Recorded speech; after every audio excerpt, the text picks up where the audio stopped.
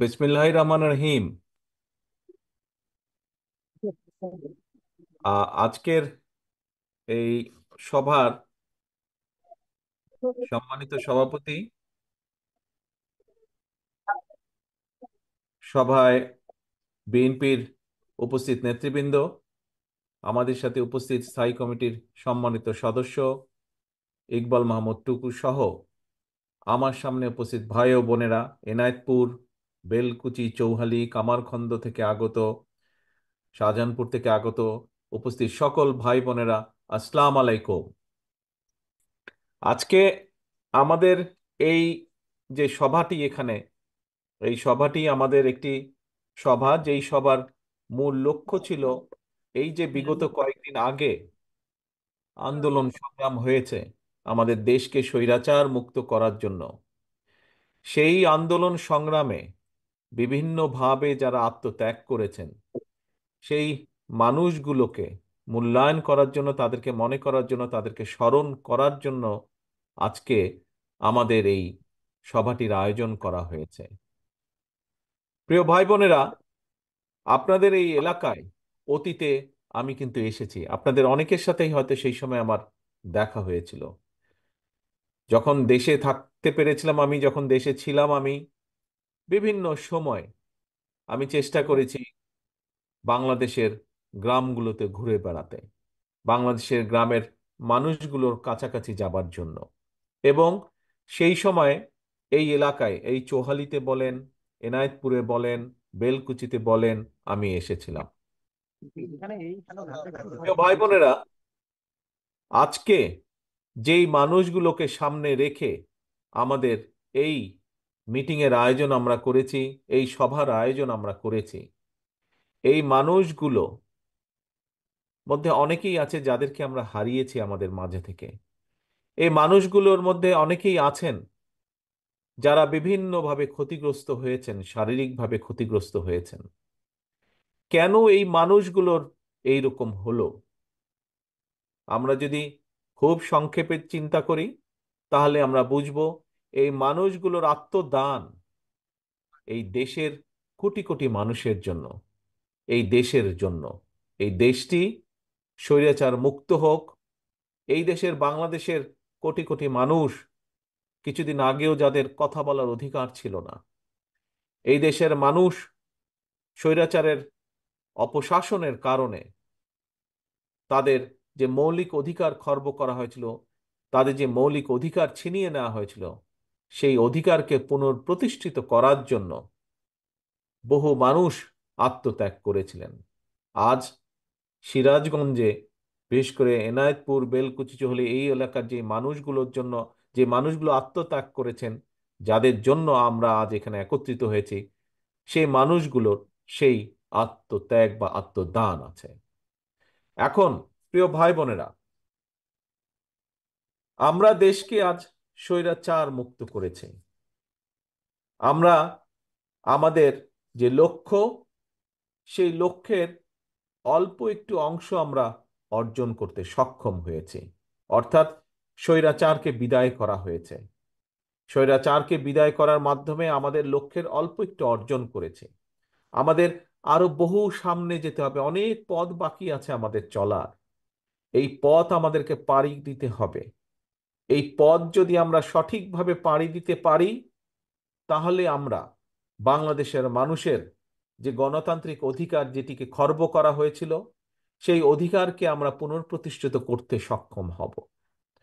আমরা যদি এই পথ ঐক্যবদ্ধভাবে সকলে পাড়ি দিতে পারি, তাহলে আমরা মানুষের যে অধিকার, ভোটের যে অধিকার, যেই অধিকারকে পুনঃপ্রতিষ্ঠিত করতে চাই আমরা।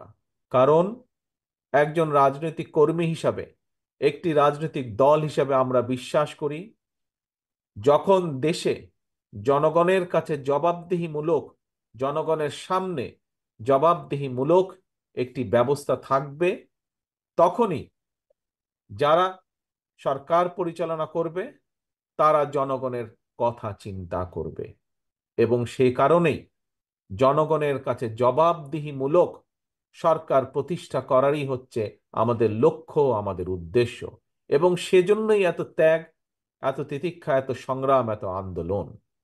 প্রিয় ভাই বোনেরা, আপনারা দেখেছেন যে কিছুদিন আগে আমরা দেশের কিছু বিভিন্ন বিষয়, সেটি রাজনীতি হোক, দেশের আইন ব্যবস্থা হোক, দেশের বিচার ব্যবস্থা হোক, সামগ্রিকভাবে আমরা সমগ্র জাতির সামনে, দেশের কাছে, দেশের সামনে, দেশের মানুষের সামনে আমাদের দলের পক্ষ থেকে, শুধু আমাদের বিএনপির পক্ষ থেকেই নয়, আমাদের সাথে আরো যে সকল দল ছিলেন আন্দোলনে, আমরা সকলে একত্রিতভাবে জাতির সামনে আমরা 31 দফার একটি প্রস্তাবনা উপস্থাপন করেছি। 31 দফার মধ্যে অনেকগুলো বিষয় আছে, এর ভিতরে আপনারা এইগুলো দেখেছেন। আজকে একটি কথা আমি ব্যক্তিগতভাবে বিশ্বাস করি, আমার দল, আমাদের দল বিএনপি বিশ্বাস করে, বাংলাদেশের কে যদি এগিয়ে নিয়ে যেতে হয়, বাংলাদেশের মানুষের যদি ভাগ্য পরিবর্তন করতে হয়, যা মানুষ চায় সেভাবে যদি ভাগ্যের পরিবর্তন করতে হয়, প্রিয় ভাই বোনেরা, তাহলে আজকে শুধুমাত্র শুধুমাত্র আমরা যে সকল সংস্কার প্রস্তাব করেছি সেই সকল সংস্কার প্রস্তাবেই থেমে থাকলে চলবে না। আমাদেরকে সেই সাথে বাংলাদেশের মানুষের রাজনৈতিক রাজনৈতিক অধিকার যে অর্জন, সেই অধিকার অর্জন যেমন আমাদেরকে করতে হবে, একইভাবে আমাদেরকে জনগণের অর্থনৈতিক যে মুক্তি, সেটির ব্যাপারেও আমাদেরকে চিন্তা করতে হবে। এবং প্রিয় ভাই বোনেরা, বাংলাদেশ হচ্ছে একটি পৃথিবীর মধ্যে অন্যতম সবচাইতে সম্ভাবনাময় একটি দেশ। বাংলাদেশের মানুষ পৃথিবীর সম্ভাবনাময় একটি জাতি। কাজেই আজকে এবং আগামী দিনে আমরা যদি সঠিকভাবে সঠিক কাজটি করতে সক্ষম হই, তাহলে অবশ্যই একদিকে যেরকম দেশের মানুষের, দেশের রাজনৈতিক মুক্তি অর্জন করতে আমরা সক্ষম হব, ঠিক একইভাবে দেশের মানুষের অর্থনৈতিক মুক্তিও আমরা অর্জন করতে সক্ষম হব। কারণ শুধু রাজনৈতিক মুক্তি অর্জন করলেই আমাদের সম্পূর্ণ মুক্তি আসবে না। রাজনৈতিক মুক্তি অর্জনের পাশাপাশি এটিকে ফলপ্রসূ করতে হলে, এটির সুফল পেতে হলে আমাদেরকে অবশ্যই পাশাপাশি জনগণের অর্থনৈতিক মুক্তি অর্জনের পথ বা উপায় বাতলাতে হবে। প্রিয় ভাই বোনেরা, একটু আগেই আমি বলেছি যে বাংলাদেশ সামগ্রিকভাবে একটি সম্ভাবনাময় দেশ। বাংলাদেশের মানুষ পৃথিবীর অন্যতম একটি জাতি, যাদের সামনে বিপুল সম্ভাবনা আছে। যদি আমরা ঐক্যবদ্ধভাবে জাতিকে ঐক্যবদ্ধ করে যদি আমরা এগোতে পারি, অবশ্যই আমরা এই জাতির যেমন রাজনৈতিক মুক্তি যেমন অর্জন করতে সক্ষম হব, পাশাপাশি আমরা জাতির জন্য, দেশের মানুষের জন্য অর্থনৈতিক মুক্তি অর্জন করতে সক্ষম হব। প্রিয় ভাই বোনেরা, আজকে আমরা এই এনায়েতপুরে আমরা এই জনসভাটি করছি, যদিও একটু আগে প্রচুর বৃষ্টি হয়েছে, বৃষ্টির আগে এই মাঠে আরো হাজার হাজার মানুষ ছিলেন, বৃষ্টির কারণে অনেকেই চলে যেতে বাধ্য হয়েছেন। কিন্তু আমরা যদি আপনারা যেই মাঠে দাঁড়িয়ে আজকে আপনারা বক্তব্য শুনছেন, যেই মাঠে বসে আমরা এই জনসভার আয়োজন করেছি, আমরা যদি আমাদের আশেপাশে তাকাই, বিশেষ করে এই এলাকার দিকে যদি আমরা তাকাই, তাহলে আমরা কয়েকটি জিনিস দেখতে পাই। সম্ভাবনাময় একটি এলাকা আমরা দেখতে পাই সামগ্রিকভাবে। এই সিরাজগঞ্জের অন্য অন্য এলাকাগুলো সম্ভাবনাময়, কিন্তু আপনাদের আশেপাশে আমরা যদি বেলকুচির কথা বলি, আমরা যদি চৌহালির কথা বলি, কামারখন্দের কথা বলি, আমরা এই এলাকাগুলোকে সম্ভাবনাময় দেখি। আপনাদের এলাকার নাম আসলেই আমাদের সামনে ভেসে উঠে কি? তাঁত শিল্পের কথা, তাঁতির কথা, তাঁতের কথা আমাদের সামনে ভেসে উঠে। প্রিয় ভাই বোনেরা, আজকে এই শিল্পের সাথে বহু হাজার হাজার মানুষ জড়িত। আপনাদের নিশ্চয়ই খেয়াল আছে, অনেকের 71 সালে দেশনেত্রী খালেদা জিয়ার নেতৃত্বে যখন বিএনপি সরকার গঠন করতে সক্ষম হয়, সেই সময় সরকার গঠনের সাথে সাথে কিন্তু এই দেশের কৃষককে সহযোগিতা করার জন্য দেশনেত্রী খালেদা জিয়া একটি সিদ্ধান্ত নিয়েছিলেন। উনি 5,000 টাকা পর্যন্ত সেই সময় 91 সালে, হয়তো আমার সামনে এখানে অনেকেই আছেন সেই সময় হয়তো অনেকেই 91 সালে হননি, আপনারা জন্ম হননি, পরবর্তীতে হয়েছেন, কিন্তু পিছনে আমি আরো বহু মানুষকে দেখতে পাচ্ছি, বেশ কিছু মুরব্বীকে আমি দেখতে পাচ্ছি যাদের এই ঘটনাগুলো মনে আছে। কি ছিল? 5,000 টাকা পর্যন্ত কৃষি ঋণও সেদিন খালেদা জিয়া মৌকুফ করেছিলেন। কৃষি ঋণ, সম্পূর্ণ ঋণ 5,000 টাকা। 10,000 টাকা পর্যন্ত কৃষি ঋণের সুদ মৌকুফ করেছিলেন।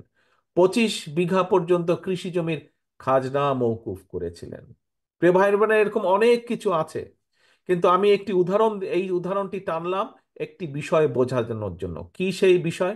অর্থাৎ বিএনপির লক্ষ্য এবং উদ্দেশ্য হচ্ছে মানুষের পাশে দেশে দাঁড়ানো। বিএনপির কাছে যখন সুযোগ থাকে, বিএনপি চেষ্টা করে মানুষের পাশে দাঁড়ানোর জন্য। বিশেষ করে আমরা সকলেই জানি বাংলাদেশের অধিকাংশ মানুষ গ্রাম অঞ্চলে, জেলা শহরগুলোতে বাস করেন। কাজেই এই মানুষগুলোকে কিভাবে সহযোগিতা করা যায়, কিভাবে তাদেরকে স্বাবলম্বী করে গড়ে তোলা যায়, কিভাবে তাদেরকে সহযোগিতা করা যায়, সেটিই থাকে বিএনপির পরিকল্পনা, সেটিই থাকে বিএনপির চিন্তা। সেজন্যই প্রিয় ভাই বোনেরা, এই যে একটু আগে বললাম, আপনাদের এলাকার নাম যখনই আসে, যখনই আমরা বেলকুচির নাম শুনি, যখনই আমরা চোহালির নাম শুনি, যখনই আমরা কামারখন্দের নাম শুনি, তখনই আমাদের সামনে প্রথমে, আরো অনেক কিছু আছে কিন্তু প্রথম যেটি ভেসে উঠে চোখের সামনে সেটি হচ্ছে তাঁত শিল্প। এই তাঁত শিল্প থেকে আমরা শাড়ি বানাচ্ছে আমাদের কারিগররা। এই তাঁত শিল্পের মধ্যে থেকে লুঙ্গি বলেন, গামছা বলেন, বিছানার চাদর। কিন্তু আমি চাই যে ইনশাল্লাহ, আমার যেটি ইচ্ছা, ইনশাল্লাহ বাংলাদেশের মানুষের সমর্থন নিয়ে বিএনপি আগামীতে সরকার গঠন করলে, এই আগামীর বিএনপি সরকার এই তাঁত শিল্পের পেছনে এসে দাঁড়াবে, তাঁতিদের পিছনে এসে দাঁড়াবে, তাদেরকে সহযোগিতা করবে। কারণ কারণ এইখান থেকে যেই চাদর তৈরি হচ্ছে, এখান থেকে যেই শাড়ি তৈরি হচ্ছে, যে লুঙ্গি তৈরি হচ্ছে, প্রিয় ভাই বোনেরা, আজকে সারা পৃথিবীতে আমাদের বাংলাদেশের মানুষ ছড়িয়ে ছিটিয়ে আছে। সারা পৃথিবীতে বহু দেশে, প্রায় সব দেশে কোটি কোটি বাংলাদেশের মানুষ, বাংলাদেশিরা বসবাস করছেন। আমি চাই, আমাদের ইচ্ছা যে এই শিল্পকে, এই এলাকার যে তাঁত শিল্প, শুধু এই এলাকার ভিতরে বা এই এলাকার মানুষের ভিতরে শুধুমাত্র নয়, এই বাংলাদেশের ভিতরে শুধু নয়, এই শিল্পকে, এখানে যেই পণ্যগুলো তৈরি হয় এগুলোকে কিভাবে সারা পৃথিবীতে ছড়িয়ে দেওয়া যায়, সে ব্যাপারে আমরা পরিকল্পনা গ্রহণ করব। প্রিয় ভাই বোনেরা, আপনাদের আপনাদের এই এলাকার আরো কয়েকটি সম্ভাবনাময় পণ্য রয়েছে। যেমন আমরা জানি চৌহালির চীনা বাদামের কথা। চুয়ালিতে চীনা বাদাম হয় না প্রচুর? চীনা বাদাম হয় চুয়ালিতে। এখন প্রিয় ভাই বোনেরা, এই চীনা বাদাম এই চীনা বাদাম তো পৃথিবীর, এই যে আমি বাধ্য হয়ে, এই যে বহু বছর, 15 বছর, গত এক যুগেরও বেশি সময় ধরে এখানে পড়ে আছে, এই দেশে পড়ে আছে। এই দেশের যখন বাজাই সর করতে যাই, সংসারের জন্য বাজার সদাই করতে যাই, তখন দেখি বড় বড় যে দোকানগুলোতে সেখানে বাদাম দেখা যায়, এই যে চীনা বাদাম দেখা যায়। কিন্তু এই চীনা বাদাম দেখি বিভিন্ন দেশ থেকে আসে। কয়দিন আমি খুঁজেছি যে বাংলাদেশ থেকে চীনা বাদাম আসে নাকি, প্যাকেটের মধ্যে লেখা আছে কিনা, কিন্তু পাইনি। প্রিয় ভাই বোনেরা, আমরা কি চিন্তা করতে পারি না, এই যে চোহালির যে চীনা বাদাম, কেন এই চীনা বাদাম শুধু চোহালি বা শুধু সিরাজগঞ্জ বা শুধু উত্তরাঞ্চলের মধ্যে সীমাবদ্ধ থাকবে? কেন এই চীনা বাদাম যারা চাষ করেন, সেই কৃষকদের পাশে কেন সরকার এসে দাঁড়াবে না? কেন চৌহালির চীনা বাদাম, আজকে যদি বাংলাদেশের কাপড় বিদেশে রফতানি হতে পারে, তাহলে কেন চৌহালির চীনা বাদাম বিদেশে রফতানি হবে না? আমাদেরকে এই বিষয়টি চিন্তা করতে হবে, এই সম্ভাবনার বিষয়টি চিন্তা করতে হবে। আমরা অবশ্যই পারি, আমরা যদি সকলে মিলে ঐক্যবদ্ধভাবে চেষ্টা করি, আমরা যদি পরিকল্পনা গ্রহণ করতে পারি, তাহলে চৌহালির চীনা বাদাম আমরা বিদেশে রফতানি করতে সক্ষম হব, এবং সেটিকেই আমাদের লক্ষ্য সামনে নিতে হবে। আমরা যেদিন সক্ষম হব চৌহালির চীনা বাদাম বিদেশে রফতানি করার জন্য, আমরা সেদিন কৃষকদেরকে যেরকম সহযোগিতা করতে পারবো, চীনা বাদাম রফতানি করার জন্য ছোট ছোট মিল কারখানা হবে, সেখানে বহু তরুণ যুবক সেখানে কাজ করতে সক্ষম হবেন। বহু মা বোনদের, বহু বোনদের সেখানে কর্মসংস্থানের ব্যবস্থা হবে। আমরা চাই দেশে মানুষের কর্মসংস্থানের ব্যবস্থা করতে। আমরা চাই দেশে বেকার সমস্যার সমাধান করতে।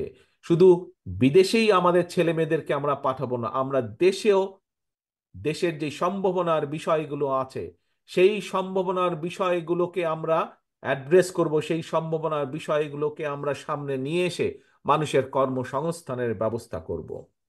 প্রিয় ভাই বোনেরা, আপনাদের এখানে আরেকটি কৃষি দ্রব্য উৎপাদিত হয়। কি সেটি? চোহালি আশেপাশের এলাকাগুলোতে, এই এলাকায় উৎপাদিত হয় রসুন, তাই না? রসুন হয় না এখানে বহু এলাকায়? এই রসুন উৎপাদনকে আমাদের বাড়াতে হবে পৃথিবীর বহু দেশে। এই দেশে, আমি যেই দেশে, এই যুক্তরাজ্যে বসবাস করছি, এখানে তো রসুন উৎপাদিত হয় না, কিন্তু বাজারে গেলে আপনি রসুন পাবেন। রসুনের দাম যে প্রতিদিন বেড়ে যায় তাও না, এরা বিদেশ থেকে রসুন নিয়ে আসে এদের দেশের মানুষের জন্য। তাহলে বাংলাদেশের রসুন কেন যেতে পারবে না? বাংলাদেশের চাহিদা পূরণ করে বাড়তি চাষ আমাদেরকে করতে হবে, যাতে আমরা বাংলাদেশের রসুন বিদেশে আমরা পাঠাতে সক্ষম হই। এতে যেভাবে একদিকে কৃষক উপকৃত হবে, কৃষক স্বাবলম্বী হবে, ঠিক একইভাবে আমরা আমাদের রফতানি শিল্পকেও গড়ে তুলতে সক্ষম হব। প্রিয় ভাই বোনেরা, আগে যখন এই আমার এলাকায় যেতাম, বগুড়ায় যেতাম, কখনো আগে ফেরি পার হয়ে যেতাম, যমুনা ব্রিজ হবার পরে যমুনা ব্রিজ দিয়ে পার হয়ে যেতাম, সিরাজগঞ্জ পাবনার পাশ দিয়ে যখন যেতাম, মাইলের পর মাইল একটি ফসল দেখতাম, হলুদ হয়ে থাকতো সারা মাঠ। কি সেটি? সরিষা। সরিষা হয় না আপনাদের এলাকায়? আশেপাশে প্রচুর সরিষা হয়। এখন প্রিয় ভাই বোনেরা, এই সরিষা, পৃথিবীর বহু দেশে সরিষা হয়, পৃথিবীর বহু দেশের সরিষা অন্য অন্য দেশে রফতানি হয়। আজকে আমাদেরকে লক্ষ্য নিতে হবে, এই সরিষার উৎপাদন বাড়াতে হবে আমাদেরকে। এই সরিষার উৎপাদন বাড়ানোর মাধ্যমে শুধু দেশের চাহিদা না, আমাদেরকে বিদেশের চাহিদা বিদেশেও আমাদেরকে পাঠাতে হবে। প্রিয় ভাই বোনেরা, আপনারা যে কথাগুলো এতক্ষণ আমার কাছ থেকে শুনলেন, এই কথাগুলো আমি কেন বললাম আপনাদের সামনে? এই কথাগুলো আমি বললাম এই কারণেই যে হ্যাঁ, আমরা আন্দোলন করেছি, আমরা সংগ্রাম করেছি, আমরা স্বৈরাচারকে বিদায় করেছি, আমরা মানুষের ভোটের অধিকার ইনশাল্লাহ পুনঃপ্রতিষ্ঠিত করব। কয়দিন আগে আমি বলেছিলাম, মানুষের ভোটের অধিকার যতদিন পুনঃপ্রতিষ্ঠিত না হবে, বিএনপির আন্দোলন ততদিন পর্যন্ত অব্যাহত থাকবে। কিন্তু একই সাথে একই সাথে আমি এই কথাটাও আপনাদের সামনে বলেছি যে শুধু আন্দোলন সংগ্রাম না, আন্দোলন সংগ্রামের মাধ্যমে যেমন আমরা স্বৈরাচারকে বিদায় করে মানুষের ভোটের অধিকার প্রতিষ্ঠিত করতে চাই, একইভাবে বাংলাদেশের মানুষের অর্থনৈতিক মুক্তির সংগ্রামে আমাদেরকে সফল হতে হবে। বাংলাদেশের মানুষের বেকার সমস্যার সমাধান করতে হবে, ফসলের উৎপাদন দ্বিগুণ করতে হবে, বাংলাদেশে ছোট ছোট বলেন মাঝারি বলেন শিল্প স্থাপন করতে হবে, যাতে এই দেশের অর্থনৈতিক বুনিয়াদ আমরা শক্তিশালী করে গড়ে তুলতে পারি, যাতে এই দেশে মানুষের বেকারের সমস্যার সমাধান আমরা করতে পারি। কিন্তু প্রিয় ভাই বোনেরা, আমাদেরকে যদি এই কাজগুলো করতে হয়, আমাদেরকে যদি দেশের মানুষের রাজনৈতিক যে অধিকার সেটিকে যদি পুনঃপ্রতিষ্ঠিত করতে হয়, আমাদেরকে যদি বাংলাদেশের মানুষের মুক্তির যে মুক্তি, অর্থনৈতিক মুক্তি, সেটিকে যদি অর্জন করতে হয়, আমাদেরকে সকলকে ঐক্যবদ্ধ থাকতে হবে, আমাদেরকে ধৈর্য ধারণ করতে হবে, আমাদেরকে আইন হাতে তুলে নিলে চলবে না, আইনকে আইনের মতন করে চলতে দিতে হবে। প্রিয় ভাই বোনেরা, আমাদেরকে সবচেয়ে প্রথম বিষয় হচ্ছে ঐক্যবদ্ধ থাকতে হবে। আমরা যদি ঐক্যবদ্ধ থাকি, ইনশাল্লাহ বাংলাদেশের মানুষের যে আশা, বাংলাদেশের মানুষের যে প্রত্যাশা, সেটি আমরা পূরণ করতে সক্ষম হব। প্রিয় ভাই বোনেরা, আজকে আজকে আমার ছোট ভাই আলিম এখানে যেই জনসভার আয়োজন করেছিল, শুরুর দিকে বৃষ্টি শুরুর আগে আমরা দেখেছি এই মাঠ ভরা হাজার হাজার মানুষ ছিল। প্রাকৃতিক দুর্যোগের কারণে, বৃষ্টি হওয়ার কারণে অনেক মানুষ চলে গিয়েছে, কিন্তু আমারও আপনাদের সামনে আরো অনেক কিছু বলার কথা ছিল। আজ বহু বছর পরে আবার আপনাদের সামনে আল্লাহর রহমতে কথা বলার সুযোগ পেয়েছি আমি, সেই জন্য বহু কথা বলার ছিল, কিন্তু অনেক মানুষ প্রাকৃতিক দুর্যোগের কারণে এই মিটিংয়ে এই মুহূর্তে থাকতে পারেন নাই। সেই জন্য আমার ছোট ভাই আলিমকে আমি অনুরোধ করব যে আলিম, আজকে আমি আর বক্তব্য দিব না, আজকে আমি এই পর্যন্তই আমার বক্তব্য রাখবো, কারণ এখনো হয়তো ঝিরঝির বৃষ্টি হচ্ছে, মানুষ এখনো বৃষ্টিতে ভিজছে। বহু মানুষ মাঠের বাইরেও দেখতে পাচ্ছি, বহু মানুষ দূরে দাঁড়িয়ে আছেন, বৃষ্টিতে ভিজছেন। সেজন্য আমি তোমাকে অনুরোধ করব, তুমি কষ্ট করে সকলকে সাথে নিয়ে আরেক দিন আরেকটি জনসভার আয়োজন করবে। আমি আরেক দিন এই মাঠে আসতে চাই, আমি আবারও এই মাঠে আমার দেশের, আমার সিরাজগঞ্জের মানুষের সাথে আমি কথা বলতে চাই। প্রিয় ভাই বোনেরা, আসুন তাহলে।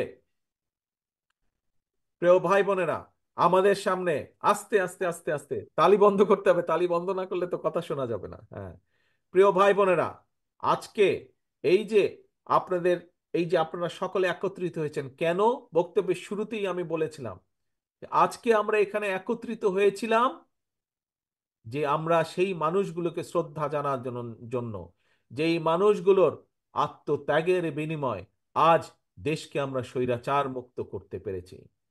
এই মানুষগুলোর আত্মত্যাগ সেদিনই সফল হবে যেদিন আমরা মানুষের ভোটের অধিকারকে পুনঃপ্রতিষ্ঠিত করতে পারব। এবং শুধু তাই নয়, এই মানুষগুলোর আত্মত্যাগ পরিপূর্ণভাবে সেদিনই 100% সফল হবে যেদিন আমরা বাংলাদেশের মানুষের রাজনৈতিক অধিকার পুনঃপ্রতিষ্ঠার পাশাপাশি আমরা বাংলাদেশের মানুষের অর্থনৈতিক মুক্তিও অর্জন করতে সক্ষম হব। কাজে প্রিয় ভাই বোনেরা, আমি বক্তব্য শেষ করার আগে আবারও আপনাদের কাছে আহ্বান রাখতে চাই, আবারও আপনাদেরকে অনুরোধ করতে চাই, বিশেষ করে আমার বিএনপির নেতাকর্মী, সকল পর্যায়ের নেতাকর্মী, সকল অঙ্গ সহযোগী সংগঠনের নেতাকর্মীর কাছে আহ্বান রেখে বলতে চাই, মানুষ, বাংলাদেশের মানুষ, খেটে খাওয়া মানুষ, গ্রামের মানুষ আপনাদের দিকে তাকিয়ে আছে। আপনাদের দিকেই তাদের প্রত্যাশা যে আপনারা ভবিষ্যতে এই দেশকে সামনের দিকে এগিয়ে নিয়ে যাবেন। কাজেই আমার সহকর্মীবৃন্দ, দলের নেতা কর্মীবৃন্দ, আপনাদেরকে সেভাবে নিজেদেরকে প্রস্তুত করতে হবে যাতে করে মানুষ আপনাদের উপরে আস্থা রাখতে পারে, আপনাদের উপরে ভরসা রাখতে পারে। প্রিয় এনায়েতপুরবাসী, প্রিয় বেলকুচিবাসী, চৌহালিবাসী, কামারখন্দবাসী, আর এখানে যারা উপস্থিত আছেন, আপনাদের সকলের সামনে আমি বলতে চাই আবারও যে আসুন আমরা সকলে ঐক্যবদ্ধ থাকি। দল মত নির্বিশেষে আমাদের কাছে সবচেয়ে আমাদের মূল লক্ষ্য হচ্ছে এই দেশ এবং এই দেশের মানুষের মুক্তি, রাজনৈতিক মুক্তি, অর্থনৈতিক মুক্তি। আসুন, সেই মুক্তি যদি আমাদেরকে অর্জন করতে হয় তাহলে অবশ্যই অবশ্যই অবশ্যই আমাদের সকলকে ঐক্যবদ্ধ থাকতে হবে। ইনশাল্লাহ আমরা সেই মুক্তি যাতে অর্জন করতে পারি সেই প্রত্যাশা রেখে, এবং আগামী দিনে আবারও ভবিষ্যতে সামনের এই বৃষ্টি কমে গেলে ইনশাল্লাহ আমার ছোট ভাই আলিম আবারও এখানে আরেকটি জনসভার আয়োজন করতে সক্ষম হবে, এই প্রত্যাশা রেখে আমার বক্তব্য শেষ করছে। আপনাদের সাথে আবারও দেখা হবে, আবারও কথা হবে। আল্লাহ হাফেজ। বাংলাদেশ জিন্দাবাদ। বাংলাদেশ জাতীয়তাবাদী দল জিন্দাবাদ। আসসালামু আলাইকুম।